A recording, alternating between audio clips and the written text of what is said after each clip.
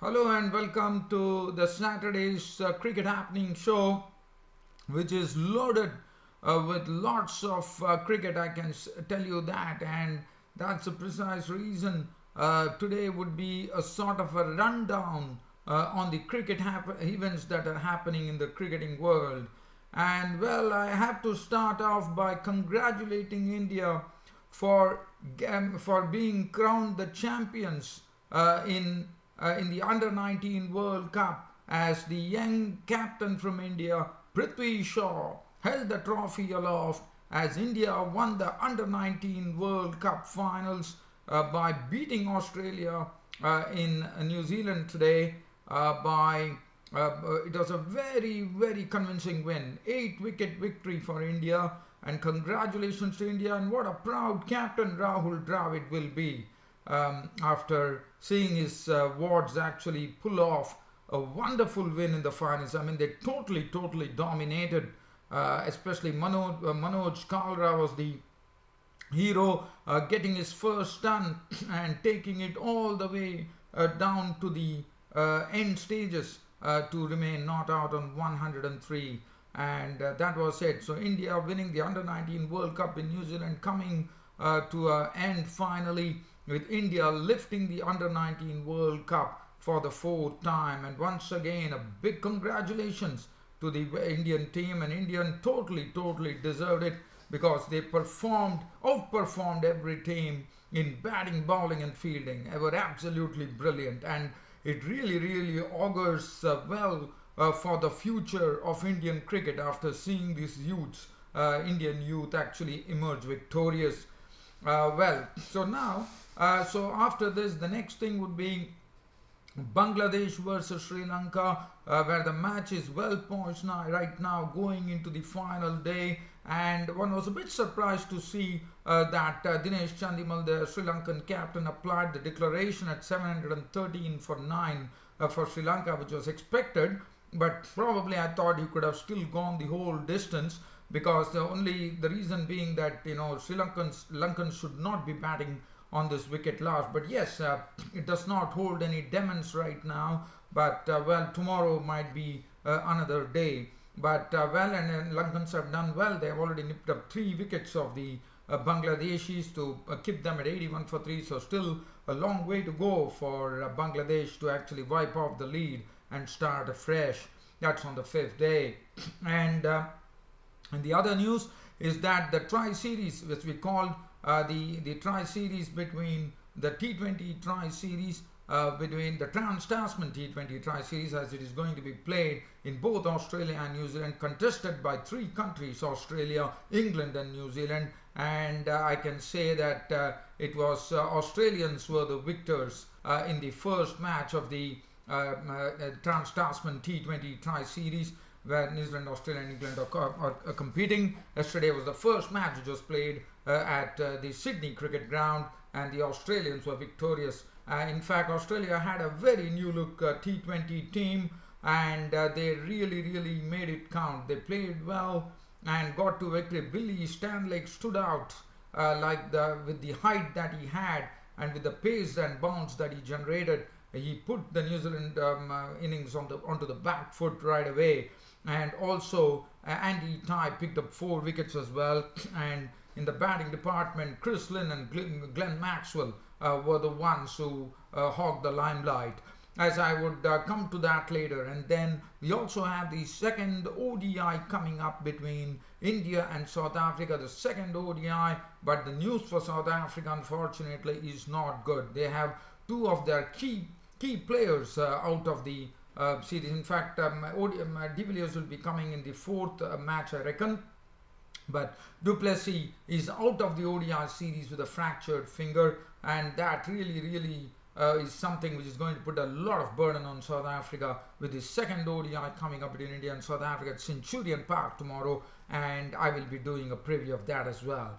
But now, after doing this brief summary, now, as I said, it's going to be a rundown as to what happened. So first we head on to the Under 19 World Cup in New Zealand. Yesterday was the day of the finals of the Under 19 World Cup at Mount Managani, and it was Australia Under 19 facing against the India under 19.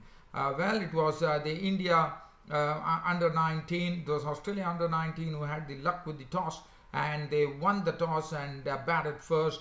And definitely the Australians were set back by the Indian bowlers, as has been happening in this World Cup. It was the pace of Porel who has always been giving India the breakthrough. Shivam Mevi to me yesterday was not looking himself, but Nagar Koti was looking good. But Porel was the one who provided the breakthrough when he picked up 2 wickets. He picked up Edwards' wicket for 28 of 29, dealt with 5 fours. Bryant was out for 14 of 12, that was 3 fours. Again, a victim of Porel. Some brilliant catches taken by the Indians. Abhishek Sharma was one who took one wonderful catch at the point region. Nagar Koti took one at the fence. Jason Sangha could muster only 13, with Nagar Koti getting him with a ball that really bounced, and Jason Sangha was caught behind. Medlow was the one who really stuck it along very well and held the innings together with a wonderful knock of 76 of 102 deliveries with 6 fours. Uppal was the other one who, along with Medlow, actually consolidated the innings with a innings of 34 of 58 balls with 3 fours. McSweeney made 23 of 29, 2 fours. Other than that, Sutherland 5, Holt 13, Evans 1, Hadley 1, Pope was not on, 216 all out. The Indians doing a wonderful job. In fact, the Australians consolidated, and after at one point of time, I think the Australians were heading towards a total of 270-75 odd, but it was totally curtailed by some very good bowling from the Indian bowlers. Porel once again stood out. 7 overs, 1 made in 30 runs and 2 wickets. Shiva Singh, the left-arm spinner, so far in the Under-19 World Cup, did not pick any wickets, but here he was picking up the wickets and bowling superbly. 10 overs, no made in 2 for 36. In fact, he got a lot of batsmen, the Australian batsmen, fooled by actually getting them to spoon catches back to him. Nagar Koti, 9 overs, 2 for 41, showing that electrifying pace that he has always done through the Under-19 World Cup. Abhishek Sharma, 6 overs, none for 30, and A.S. Roy, 7 overs, 2 for 32. The Indians were given a target of 216. Definitely the Australians had finished really short against a powerful Indian batting lineup. It showed yesterday as once again Parthiv, it was P. Shaw, as you know, he and the captain of the Indian team, Parthiv Shaw, and Manoj Kalra did a good job in putting on 71 runs for the first wicket. But then Shaw was out for 29. Prithvi Shaw, the Indian captain, was out for 29 of 41, dealt with 4 fours. But Manoj Kalra played a wonderful knock, an aggressive knock at that. When he, as you know, he's a player that one has seen in this World Cup, that he relies he plays the ball on instinct, and basically he has a good hand-eye coordination, which and yesterday he went all down. I would say he went down the distance to make 101 winning runs, unbeaten. He was the man of the match for sure, because he's the player of the finals. Manoj Kalra, 101 of 102 balls, 8 fours and 3 sixes. Shubman Gill, who gave us glimpses of Virat Kohli in his batting every time. And yesterday too, it was a sweet little knock of 31 of 30, dealt with 4 fours. Desai indulged in a spunky unbeaten 47 of 61 balls with 5 fours, giving company to Manoj Kalra. And that was it. India having a convincing win and going on to lift the Under-19 World Cup for the 4th time in the history. Hadley, 7 was none for 37. Evans, 5 was none for 30. Sutherland, 1 for 36. Pope got a bit of beating from the Indian bowlers. 4 overs was slammed for 42. Edwards went for 15. Merlo, 4 overs, none for 21. Uppal, 10 overs, 1 for 38, was the only one who bowled with a semblance of respectability. And the player of the series, as I said, the man who showed the glimpses of Virat Kohli in his knock, is none other than Shubman Gill. Shubman Gill was named the player of the series, and he had some consistent scores, and I'm sure one is going to hear a lot about this wonderful batsman, Shubman Gill. So congratulations to India for winning the Under-19 World Cup. Just a word about this Indian team. I can tell you they have outperformed every team in this Under-19 World Cup. Prithvi Shaw has shown that he can be a very good captain. a very thinking captain at that. Manoj Kalra has proved his worth as well. Shubman Gill, I've already spoken about him. Desai has shown what a wonderful wicketkeeper he is. He's pulled off some brilliant catches behind the wicket. Parag, Abhishek Sharma, look at that pace bowling attack from the Indians. It was tremendous. I thought the Indian bowling attack, he's having the under 19 bowling attack had a lot of teeth in it.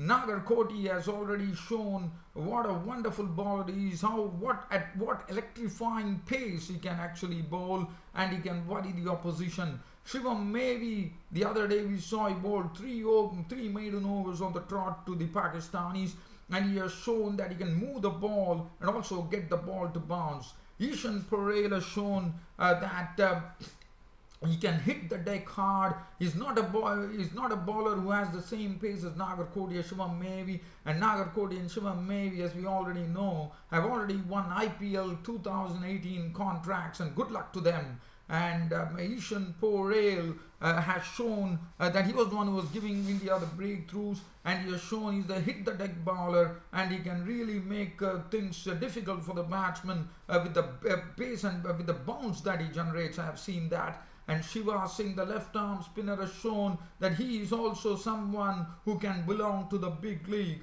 As the way he bowled and the way he has taken the wickets, I would say hats off to the Indians. Indians have done a marvelous job, and they truly deserve the Under 19 World Cup. As I said, Under 19 World Cup, India gets it for the 4th time in the history. Well, from the Under 19 World Cup celebrations, we are off to Bangladesh, where Bangladesh and Sri Lanka, it was the 4 days play in the match between Bangladesh and Sri Lanka. And Sri Lanka, as you know, were sitting in the driver's seat on the particular day. They were placed at 513 for 3, as we all know. So let's have a look at what happened. But Sri Lanka actually prolonged the innings, and Roshan Silva got his maiden test century. So he became the 3rd player in this Sri Lankan team in the first innings to go and notch up a century. And it was Roshan Silva's maiden maiden test 100 here. And I thought he played in a very composed manner, and that was really good to see. Other than that, Rangana Herath played a brief cameo-looking innings at the end. Other than that, as I said, one was a bit surprised to see that that Dinesh Chandimal, the Lankan captain, actually declared the innings closed at 713 for 9. And the reason I say that is because Lankans would be the ones who would be batting last on this wicket. Dikwala provided some wholesome entertainment with his knock of 62 with 9 boundaries, where he played some nice sweeps and reverse sweeps, as he is known for, and he was also a victim of the reverse sweep against Mehdi Hasan Miraj. Chandimal made a very compact 87 with 3 boundaries. He held the innings together for the Sri Lankans. Roshan Silva 109 with 6 fours and 1 6. Pereira making 32. Dilruwan Pereira 4 fours. Rangana had a 24 with 1 boundary. And 713 for 9 declared. So they definitely had Lairu Kumara and Sandakanet to come, but Chandimal declared the innings closed.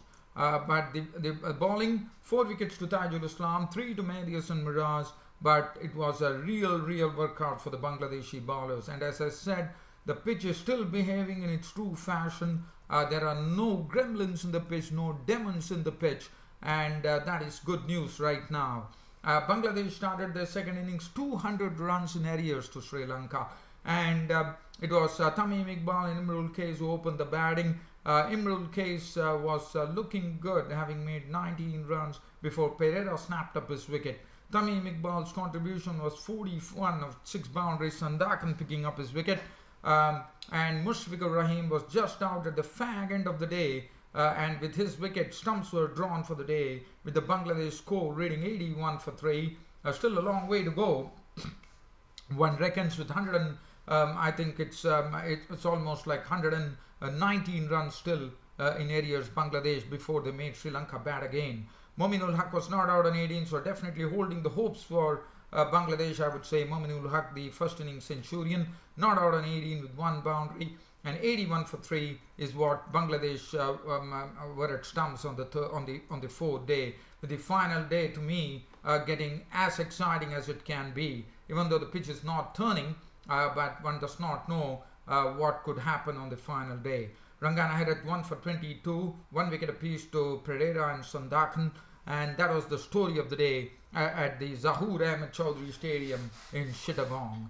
But definitely Bangladesh have a lot of work to do tomorrow because, as I said, they are the ones under threat right now of losing the match. But it all depends if Litan Das, Mahmudullah and Mominul Haq could stitch some nice partnerships. They could definitely, they could definitely save this particular test match.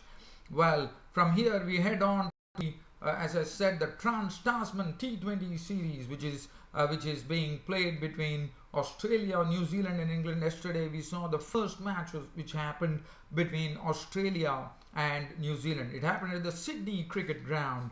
And as I said, the Australians had a new look T20 squad with all the big names rested.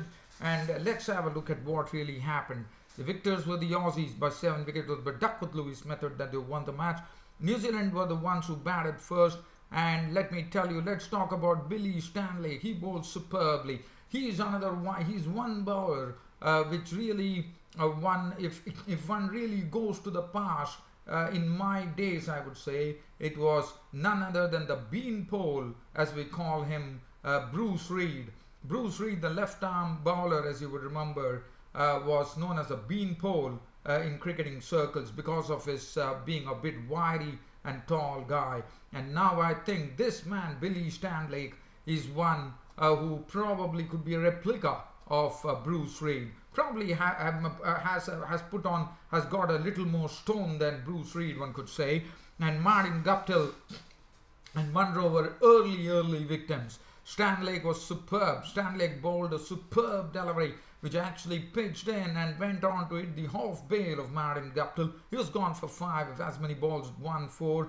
Munro could not do much. Munro went for a shot which he tried to actually swing Stanley with the ball, and Stanley got some trampoline bounce, one could say, as he hooked it, and the resultant edge actually flew high up the air, and Alex Carey, who was actually making a T20 debut behind the stumps, took the catch. He was gone for 3. Let's have a look at who are the ones who are actually making a debut in this. Yes, there was a DRC Short, who had a great Big Bash League, as you would know, was there in the team, and also Alex Carey. So these were the two players who were actually making their T20 debut. So just skimming through it, Williamson was out to the bowling of tie for 8.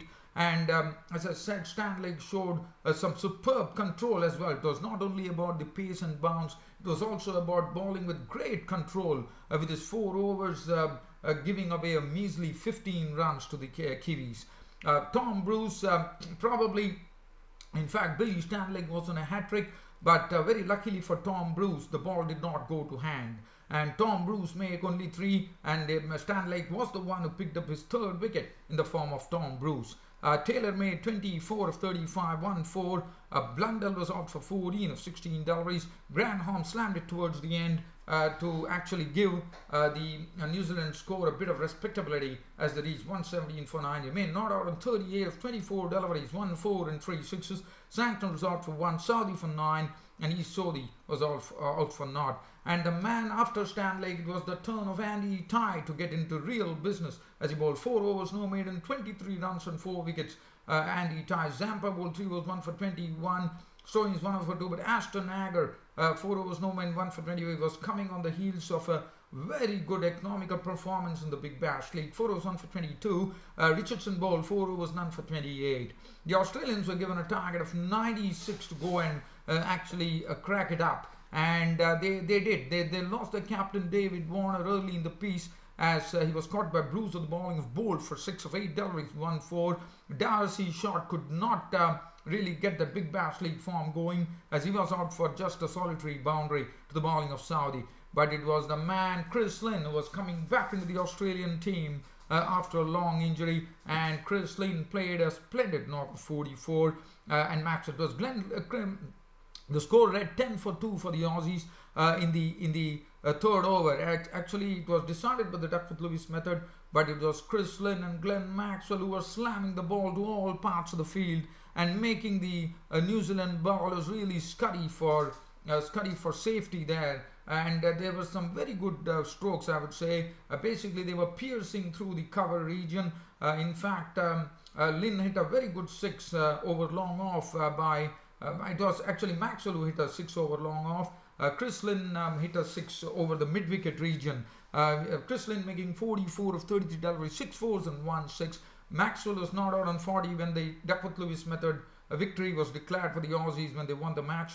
Maxwell made 40 of just 24 deliveries, 5 fours and 1 6. Alex Carey was not out on 96 for 3. Was the final score, and that was it. The Australians had defeated New Zealand in the first of the T20 tri-series of the Trans-Tasman T20 Trophy, which also includes England as the other competitor.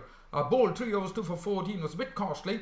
Saudi 2.3 overs, no maiden 1 for 27, a bit more costly. Santra 2 overs for 20, East Sodhi 3 overs 24, Grand Home bowled solitary over for 11 runs. The man of the match going to Billy Stanley, the tall guy, who went on to pick up 3 wickets with some controlled pace and bounce bowling.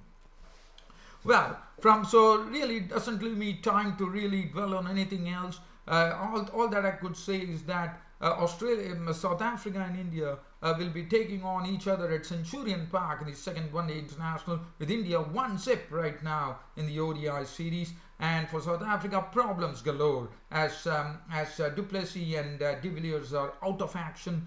And it's going to be a new captain. Aidan Markram has been given the reins, and one would only go back to Graham Smith, who was blooded as the captain at the age of 22. Now, Aidan Markram, I'm told, he has a very good cricketing brain, and he has been given the I would say the responsibility of keeping in view the 2019 World Cup, which is coming up. Well, dear fans and subscribers, unfortunately, I can't go the distance. That's about it as far as today's cricket show goes. Hope to see you all tomorrow on my Sunday's Cricket Happening show. Until then, this is your host Ram signing off this on a Saturday.